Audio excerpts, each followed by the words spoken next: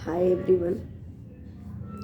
Actually मैं आज फिर आपके सामने अपनी आवाज़ को लेकर आई हूँ और शायद ये एक ऐसा रीज़न है जो हमारे बिहार के लोगों को ये नॉर्मल सिचुएशन लगता है। मतलब उन्हें इस चीज़ से फ़र्क भी नहीं पड़ता कि ये एक मुद्दा या एक ये रीज़न हो सकते हैं। जैसे कि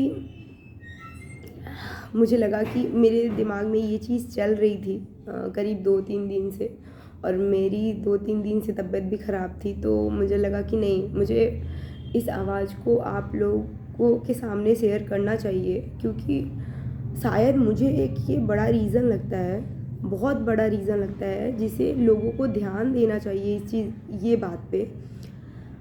तो मैं ये वीडियो सिर्फ हम सब के लिए शेयर करना चाहते हैं, किसी को पॉइंट आउट करके नहीं, कि एक्चुअली ये समाज में है कि जैसे अभी शादी का सीज़न चल रहा है, तो आप देख रहे होंगे कि लड़का और लड़की की एज में डिफरेंसेस क्या होंगे।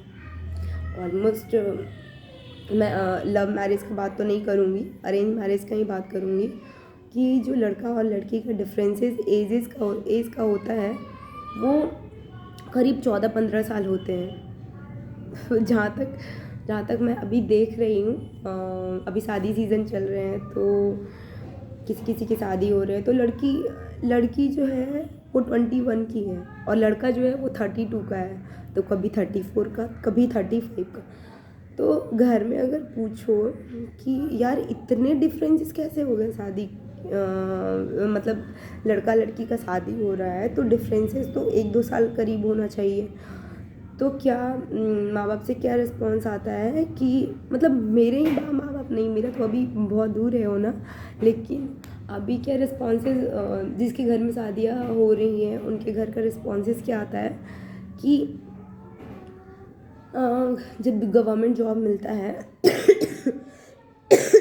जब गवर्नमेंट जॉब करने वाला लड़का मिल जाए तो ना उसकी एज देखी जाती है, ना उसके कलर देखे जाते हैं, ना उसके हाइट देखे जाते हैं, बिना देखे हो जाता है, क्योंकि वो सिक्योर एक जॉब है।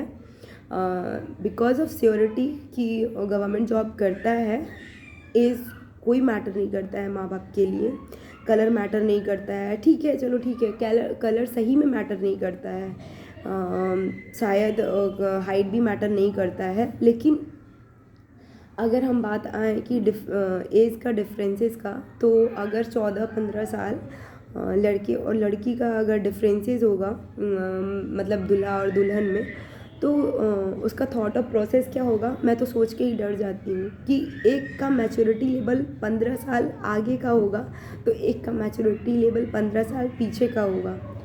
मान लो अगर हम बात करते हैं कि कुछ लोग ये भी बोलते हैं कि लड़का जो है वो, ये साइंटिफिक रीज़न है कि हम लोग 9th-10th में पढ़े थे कि लड़की जो है वो मैच्योर जल्दी हो जाती है और लड़का बाद में होता है। ठीक है भाई, 1-2 साल का डिफरेंसेस हम लोग रख ले कि अगर हम 18 में मैच्योर हो जाते हैं तो तुम 20 में हो जाओ, इतना डिफरेंसेस ना, कि हम 18 में मैच्योर हो जाए तो तुम 32 में मैच्योर हो जाओ। ये कोई रीज़न ये कोई रीज़न नहीं होता है मैच्योरिटी का। तो मेरा बस यही कहना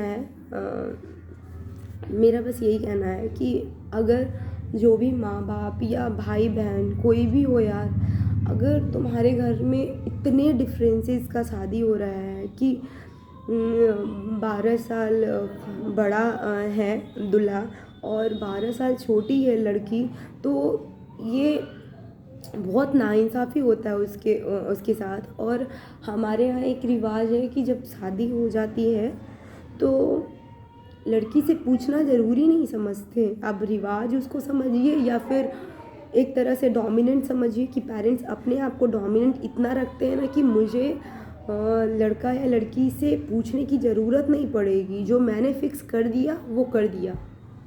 अगर जो आवाज़ उठा देती है लड़की कि नहीं बहुत बड़ा लग रहा है, ट्रस्ट मी, उसके पीछे इतने थॉट्स होते हैं, इतने ओपिनियन आते हैं अगल बगल जो भी हैं। तो मतलब रिलेटिव का आएगा, इनका आएगा, उनका आएगा कि अच्छा ये ऐसे लड़की डिमांड कर रही है, बेटा तुमको ऐसा लड़का चाहिए, बेटा वो चाहिए, बेटा ये।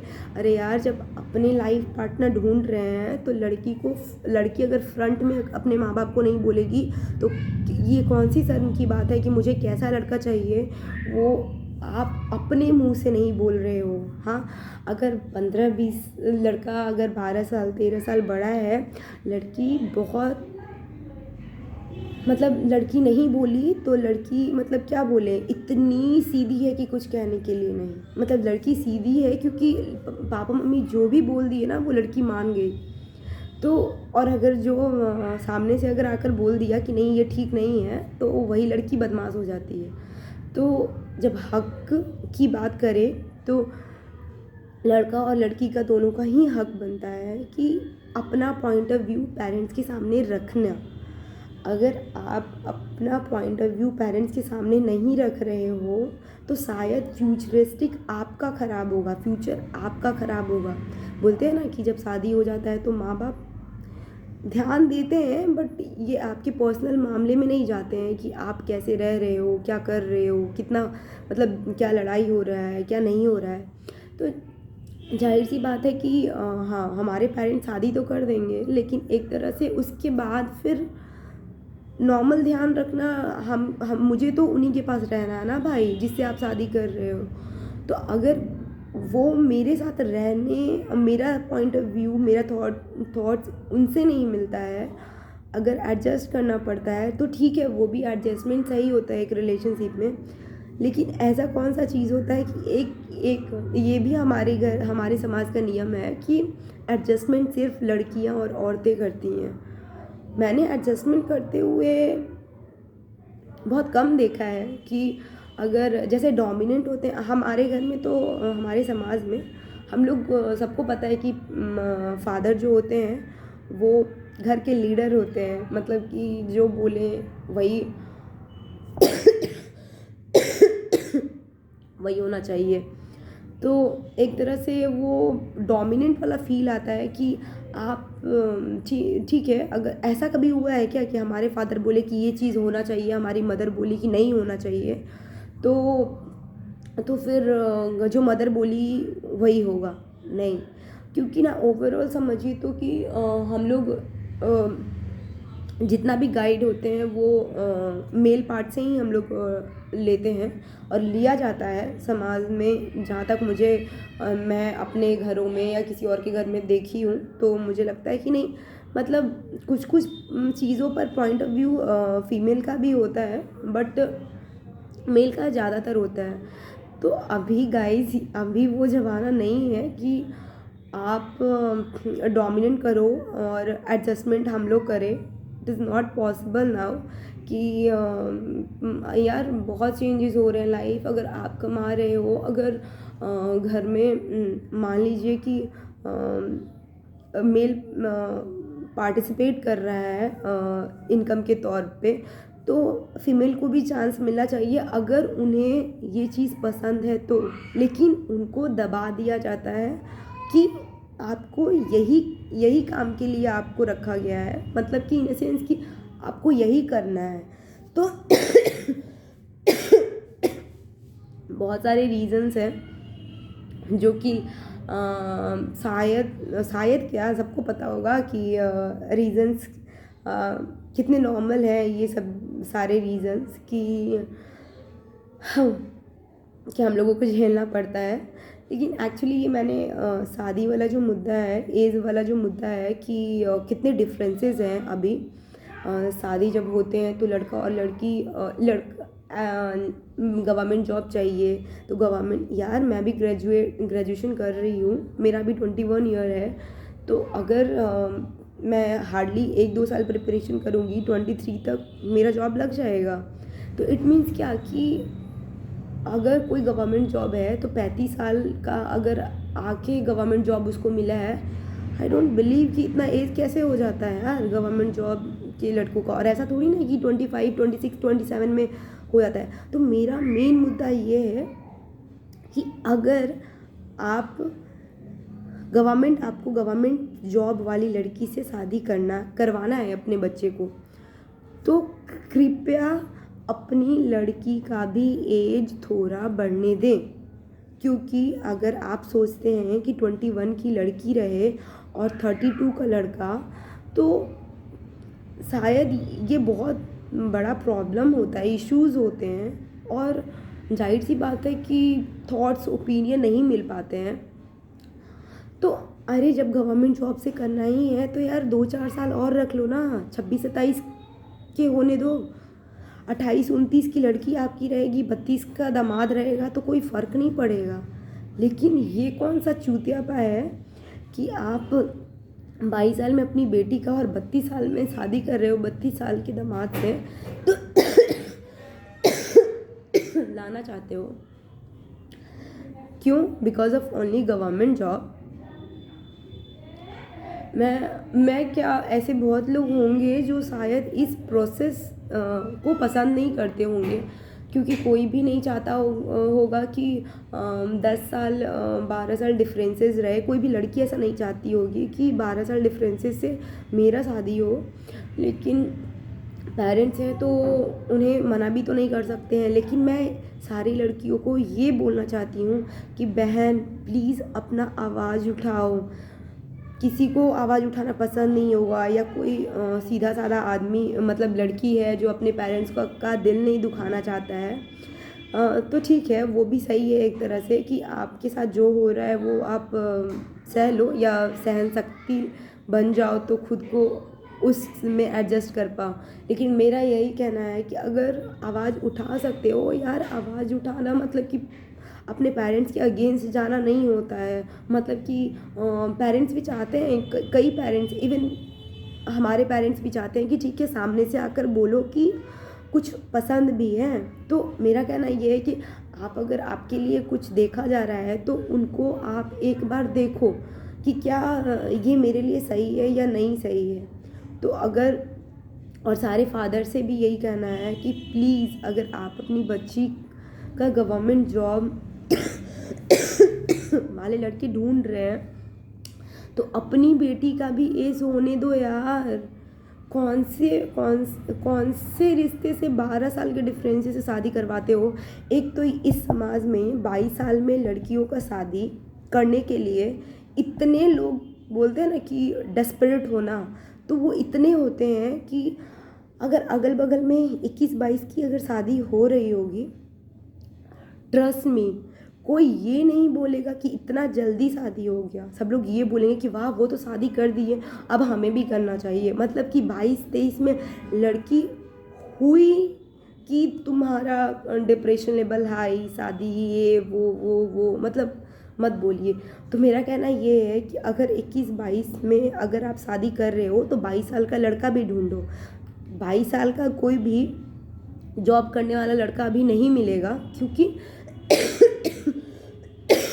ग्रेजुएट लोग 20-21 में होते हैं। 1-2 साल चांस दोगे तब तो प्रिपरेशन करेंगे ना।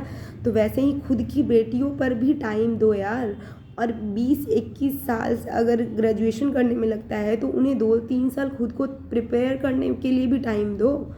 जब लड़के, ठीक है, अगर मान लो कि आपकी बेटी पढ़ाई भी नहीं कर रही है, फिर भी आपको करना है कि नहीं लड़का गवर्नमेंट जॉब चाहिए और मेरी बेटी पढ़ नहीं रही है तो इसलिए इसका शादी कर दे। लेकिन ये कौन सा बात हुआ कि आपकी बेटी को जल्दी शादी करना है? आपकी बेटी कुछ कर नहीं रही है तो 21 साल में आपने शादी कर दिया और 34 साल के लड़के से, ये कोई रीज़न नहीं हुआ ना। तो आप 4 साल और बैठा के रखो अपनी बेटी को, कुछ करवाओ यार, कुछ ढंग का करवाओ उनको। 4 साल करवाओ उनको, 26-27 साल के बाद ही शादी करो। 26-27 साल रहोगे तभी तो गवर्नमेंट जॉब ढूंढ पाओगे ना। मेरा तो वो बोलते हैं ना कि अत्ता माजी सटकली, वही चीज़ मेरे साथ हो रहा है कि मैं जब देख रही हूँ कि इतने डिफरेंसेस है लड़के लड़कियों का। और क्यों? क्योंकि वो नॉर्मल रिएक्ट किया जा रहा है कि गवर्नमेंट जॉब है, लड़की कुछ नहीं कर रही है तो लड़का गवर्नमेंट जॉब कर रहा है तो 32 साल इट्स नॉर्मल, और लड़की 21। कैन यू बिलीव कि मतलब 11-12 साल का डिफरेंसेस कितना मैटर करता है। मेरे हिसाब से ये नहीं लगता कि ये एक दो घर का रीज़न है। बहुत लोगों के घर में ऐसा हो रहा है, बहुत घर में ऐसे होते हैं कि इतने डिफरेंसेस हैं। तो मैं हाथ जोड़ के सारी लड़कियों को ये बोल रही हूँ कि प्लीज़, या फिर सारे लड़कों को भी, ये लड़कियाँ प्लीज़ अपने पॉइंट ऑफ व्यू अपने पेरेंट्स के सामने रखें, ताकि वो भी कुछ समझ पाएँ कि हाँ ये बोल रही है। ये एम्बैरेसमेंट नहीं होता है या फिर कोई बदतमीज़ी नहीं होता है कि आपके लिए पेरेंट्स जो ढूंढ रहे हैं वही सही करेंगे। आप अपने व्यू भी रखेंगे तो हैप्पी रहेंगे वो। ऐसा नहीं है, मैं आपको अगेंस्ट जाने के लिए नहीं बोल रही कि अपने पेरेंट्स के अगेंस्ट जाएं, बस इतना बोल रहे हैं कि अपने पॉइंट ऑफ व्यू, अपने शर्मीलापन को हटाकर अपने पॉइंट ऑफ व्यू अपने पेरेंट्स के सामने रखें, ताकि आपका फ्यूचर सही हो। और दूसरी बात की लड़के, जब अगर आप शादी 12 साल के डिफरेंसेस की लड़कियों से करते हैं तो आपको बुरा फील होना चाहिए कि डिफरेंसेस कितना है 12 साल का, आपको नहीं करना चाहिए।